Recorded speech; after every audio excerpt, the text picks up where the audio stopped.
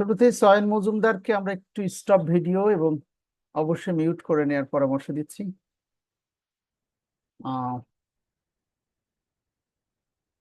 Swine Majumdar, বাকিরা আশা করি আমাকে ঠিকঠাক শুনতে পাচ্ছ। আমরা এখনই ক্লাসটা শুরু করতে চাচ্ছি। তোমরা আগে থেকে অবগত আছো, আমাদের আজকের আলোচ্য বিষয় হলো শুধুমাত্র বেসিক সেন্টেন্স প্যাটার্নটা কিভাবে ডেভেলপড হয়। ইংলিশে ভালো স্কোর করতে হলে দেখো, আমরা একটা লেকচার শিট তোমাদের সামনে উপস্থাপন করেছি, যেখানে গত 22 সাল থেকে 24 সাল পর্যন্ত, মানে একবারে আপডেটেড টিল নাও, গতকাল পর্যন্ত বাংলাদেশের চাকরিতে যত প্রশ্ন হয়েছে, সকল চাকরি, সব গ্রামার প্রশ্নগুলো আমরা একটু আলাদা করে আইডেন্টিফাই করেছি। বাট এখানে আমরা বিভিন্ন ধরনের সেন্টেন্স এবং বিভিন্ন স্টাইলে প্রশ্নগুলো আসতে দেখি। সেই প্রশ্নগুলো পারার জন্য প্রিলিমিনারি কিছু কন্ডিশন আছে। হাসিব, সেই প্রাইমারি কন্ডিশন হলো, অ্যাজ এ স্টুডেন্ট হিসেবে তোমাকে অবশ্যই প্রতিটা ইংলিশ সেন্টেন্সের সাবজেক্ট কোনটি এবং ভার্ব কোনটি এটি অবশ্যই আইডেন্টিফাই করা শিখতে হবে, সাবজেক্ট এবং ভার্ব। সো আমরা এই যে গত অর্থ বছরে 3টা বছরে যত চাকরির প্রশ্ন হয়েছে, সব সেন্টেন্স গুলো আমি তোমাদের সামনে তুলে ধরেছি। আমাদের মনে হয় আজকে যেহেতু আমাদের প্রথম ক্লাস, একটু ডিস্টার্ব হবে মাঝে মাঝে, কারণ অনেকেই মিউট এবং আনমিউট করার ফাংশনটা বুঝতে পারছে না।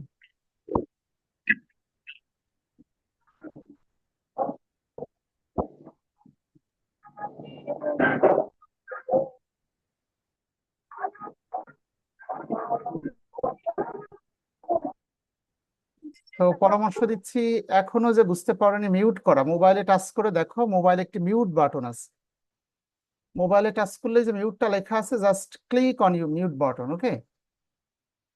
তাহলেই তোমার বাসার কোনো সাউন্ড আমি শুনতে পাবো না, শুধু আমি ভিডিওতে থাকবো, আর সকল ছাত্র স্টপ ভিডিও স্টপ অডিও। যখন কথা বলবে তখন আনমিউট করে কথা বলবে। 2-1 দিন ক্লাস করলে কিভাবে অনলাইনে ক্লাস করতে হয় খুব স্মুথলি বুঝে যাবে। So let's come to the point please. যেমনটি বলছিলাম, উপরে প্রায় 100 থেকে 150টা গ্রামার প্রশ্ন আমরা 22 থেকে 24 সাল পর্যন্ত যে প্রশ্নগুলো পড়েছে তার উপর একটি লেকচার শিট তৈরি করেছি, এবং সেই শিট থেকে আমরা কিছু চাকরির প্রশ্নের উদাহরণ, আমরা প্রত্যেকটা সেন্টেন্সটা আমি তোমাদের সামনে তুলে ধরেছি। আমাদের আজকের মেইন পারপাস হলো একটি সেন্টেন্স কিভাবে বিল্ড আপ হয়, ইংলিশ সেন্টেন্স এবং গ্রামার প্রশ্ন যদি আমরা সঠিকভাবে উত্তর করতে চাই, তাহলে আমাদের বেসিক্যালি কি কি জানতে হবে। সয়েন মজুমদার, আমি আশা করি তুমি স্মার্ট। একটু মিউট এবং স্টপ ভিডিও, হ্যাঁ?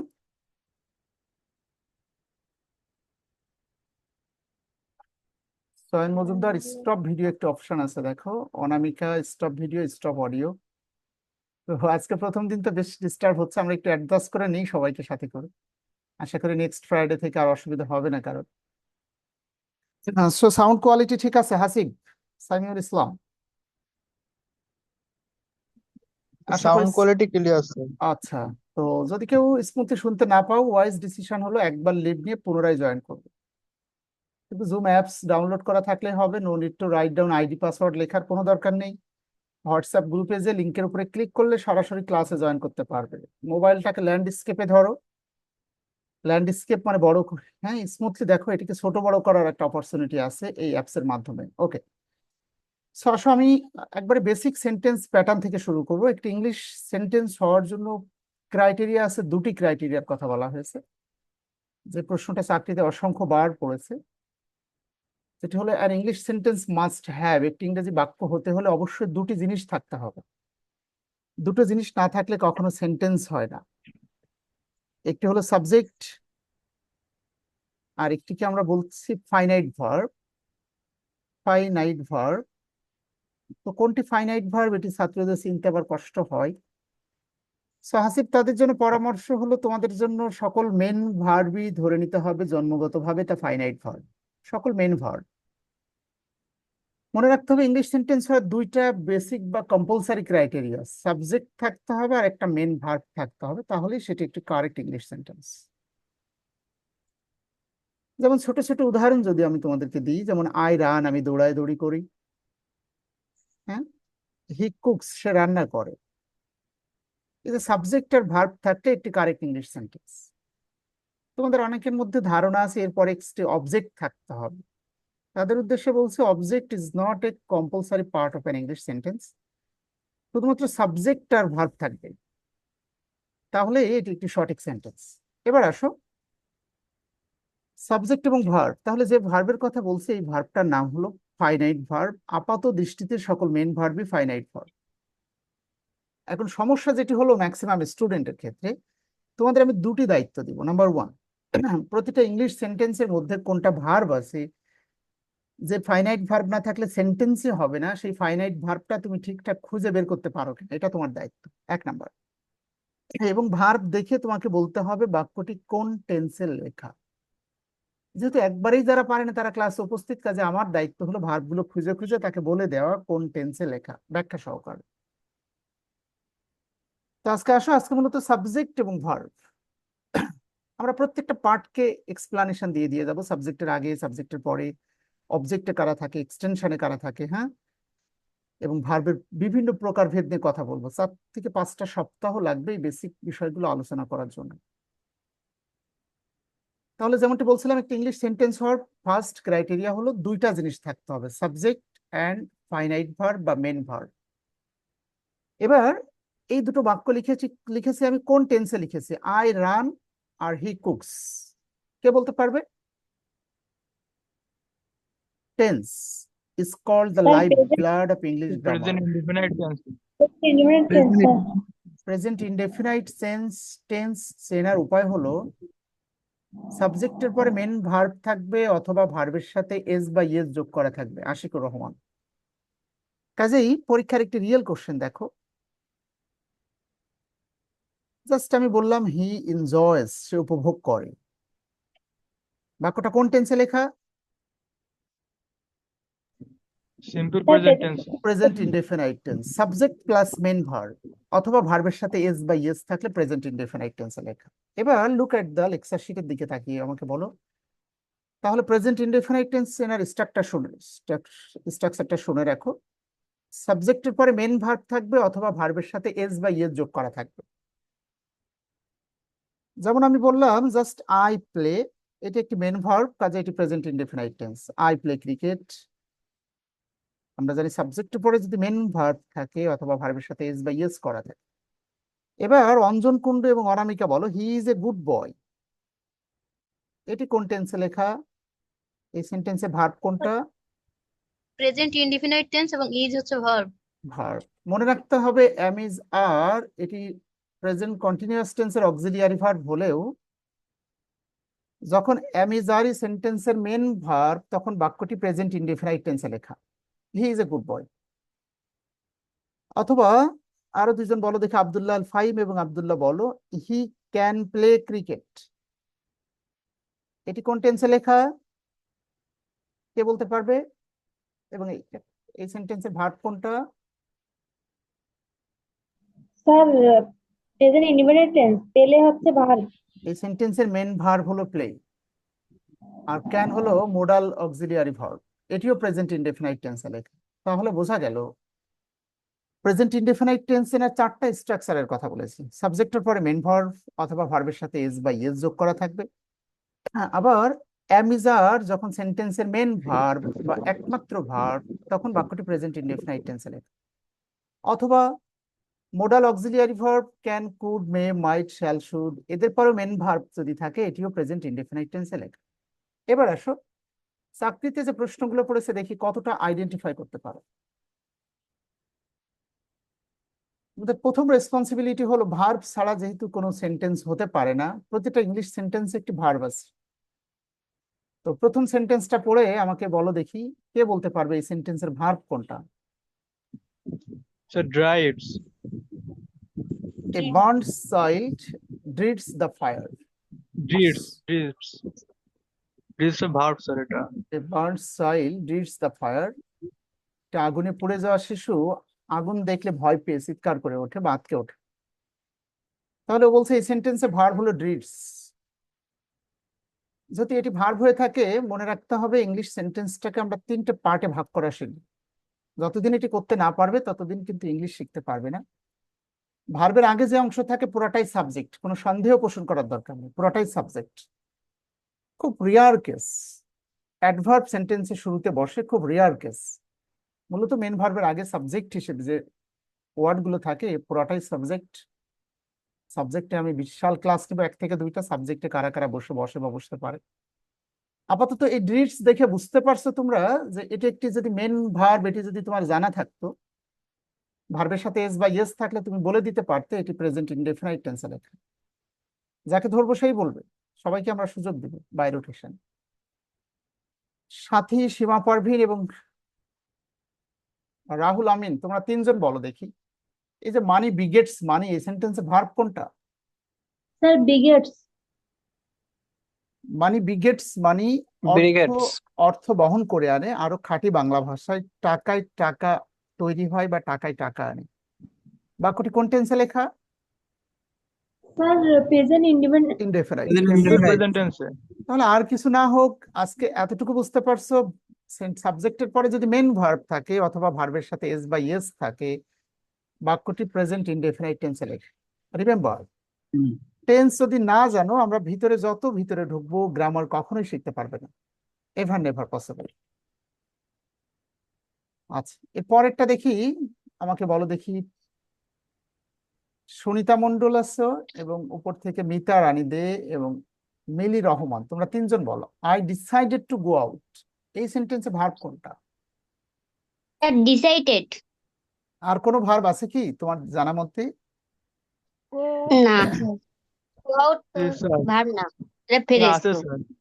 আসলে এগুলোই তোমাদের শেখাবো, যেহেতু জানো না বিধায় ক্লাসে এসেছো। আই ডিসাইডেড, ডিসাইডেড হলো সেন্টেন্সের ফাইনাইট ভার্ব বা মেন ভার্ব। আগে বলেছে একটি ইংলিশ সেন্টেন্স হওয়ার প্রধান শর্তের মধ্যে সাবজেক্ট এবং মেন ভার্ব থাকতে হবে, ফাইনাইট ভার্ব। তো স্বাভাবিকভাবে এটি আসলে ফাইনাইট ভার্ব। এই সেন্টেন্সে যদিও আরেকটি ভার্ব আছে টু গো, এই ভার্বটার নাম হলো নন ফাইনাইট ভার্ব।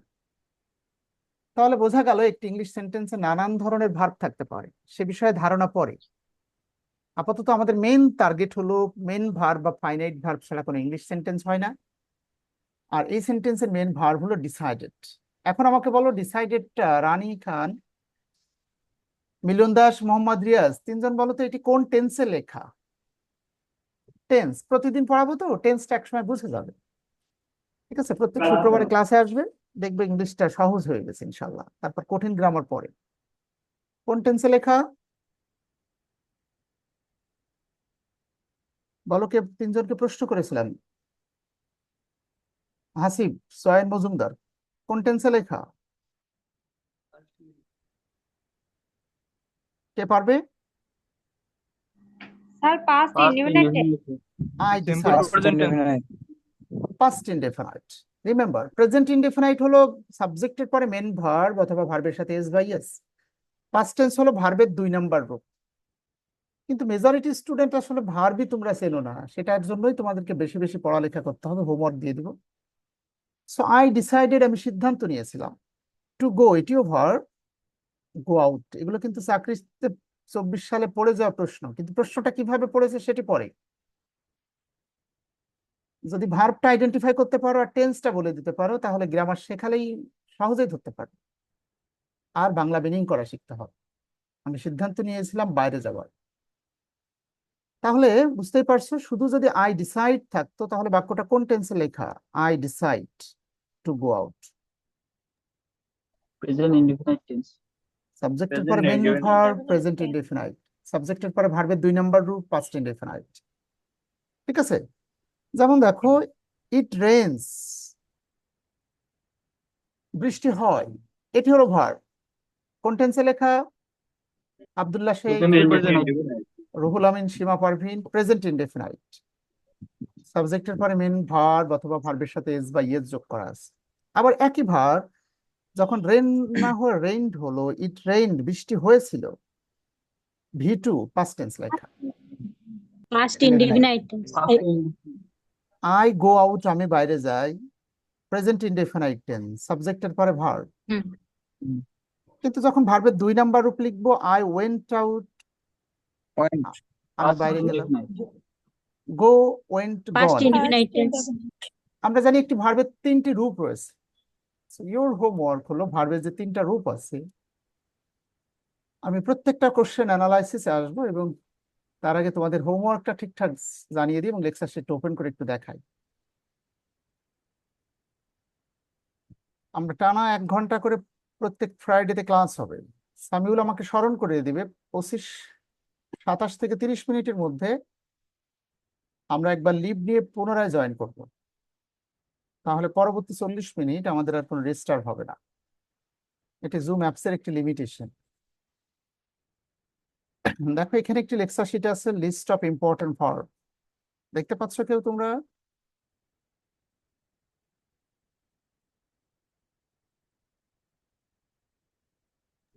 জি স্যার। কোন রোতে আছে? স্যার প্রেসের উপরে স্যার, লেকচার 22 এর নিচে। আমি বলছি কোন রো এর কথা বলছি, এখানে তাই না? List of important verb. উপরে স্যার। সবাই একটু খেয়াল করো তোমাদের হোমওয়ার্কটা আসলে কি হবে। দেখো তোমাদের দায়িত্ব হলো ভার্ব যতদিন চিনতে না পারবে কখনো ইংলিশ শিখতে পারবে না। আমি যে কষ্টটা করেছি সেটি হলো বাংলাদেশের চাকরিতে যে ভার্বগুলোকে ব্যবহার করে এ পর্যন্ত প্রশ্ন করা হয়েছে সকল বিসিএস প্রাইমারি শিক্ষক নিবন্ধন সকল চাকরির কোশ্চেন অ্যানালাইসিস করে ভার্বের লিস্ট করেছি। প্রত্যেকটা ভার্বের প্রেজেন্ট টেন্স আছে, পাস্ট টেন্স আছে, পাস্ট পার্টিসিপল ফর্ম আছে। যেমন রিড মানে পড়া, এর প্রেজেন্ট টেন্সে রিডস হতে পারে। মূল প্রেজেন্ট টেন্স আসলে রিড, পাস্ট টেন্স হলো রিড। হ্যাঁ, এটা V1, এটা V2, এটা V3। একইভাবে বিট, বিটেন। হ্যাঁ, ডিপেন্ডস, ডিপেন্ডেন্ট, ডিপেন্ডেন্ট। তো বুঝতেই পারছো। এই যে একটু আগে লিখলাম রেইন মানে বৃষ্টি, আবার রেইন পাস্ট টেন্স রেইনড। এই যে ভার্বের যে তিনটা রূপ, এটাই তোমাদের আজকের হোমওয়ার্ক থাকবে, যেটি তোমাদেরকে স্টাডি করতে হবে। যেমন রাইট একটি ভার্ব, তার পাস্ট টেন্স হলো রোট, V3 হলো রিটেন। যখন একটি ইংলিশ সেন্টেন্সে সিম্পল পাস্ট টেন্স ব্যবহার করা হবে, আই মিন ভার্বের 2 নাম্বার রূপ, এগুলোকে আমরা বলছি past indefinite tense. I think, কিন্তু আই থট। আই থিঙ্ক মানে আমি মনে করি, present indefinite tense. I thought আমি ভেবেছিলাম, past indefinite tense. I win আমি জয়লাভ করি, প্রেজেন্ট ইনডেফিনাইট। আই ওন আমি জয়লাভ করেছিলাম, পাস্ট ইনডেফিনাইট। সো আশা করি বোঝাতে পেরেছি যে ভার্বের রূপের উপরে ভিত্তি করে টেন্সটা নির্ধারণ হয়। Look at the white board. Sir এখন লিভ নিয়ে আবার জয়েন হলে ভালো হবে স্যার। সবার উদ্দেশ্যে বলছি, দেখো আমাদের ছোট্ট একটা লিমিটেশন আছে জুম অ্যাপসের। আমি সবাইকে লিভ দেওয়ার মাত্রই 1 সেকেন্ডের মধ্যে আবার সবাই ক্লাসে ফিরে আসতে পারবে। কিভাবে বলো? আইডি পাসওয়ার্ড লিখতে হবে না, জাস্ট লিঙ্ক যেটা আছে লিঙ্কের উপরে ক্লিক করে চলে আসবে। তাহলে পরবর্তী 40 মিনিট আমরা নিরবচ্ছিন্ন পড়াতে পারবো তোমাদেরকে। আমি কি বোঝাতে পারছি সবাইকে? সবাই জাস্ট আবার